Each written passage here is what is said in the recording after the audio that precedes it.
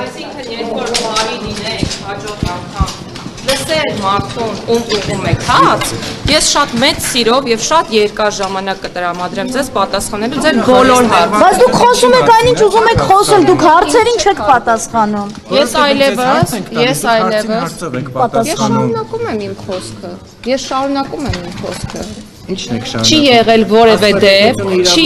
որևէ դեպք, երբ դուք ինձ հարց տաք եւ հարցը թողնվի անպատասխան եւ ես չտրամադրեմ ժամանակ։ Դուք ներողություն, բայց լրագրողների հարցերին Սպառիչ պատասխանեք։ Անհնար է ժողովուրդ, անկեղծ, ամեն անգամ ես ձեզ բոլորին հրավիրում եմ Արդարադատության նախարարություն,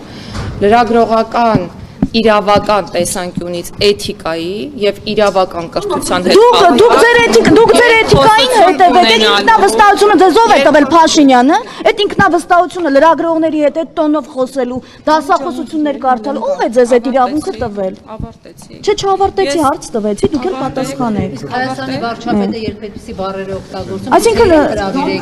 դասախոսության կամ եկեղեցականին մանկապիղծ անվանելը ձեզ չի անհանգստացնում։ Հրավիրում եմ Արդարադատության նախարարություն, կրկնում եմ իրավական լրագրության հետ կապված քննարկում կազմակերպելու եւ մեծ հույս ունեմ, որ այդ քննարկումը օգուտ կունենա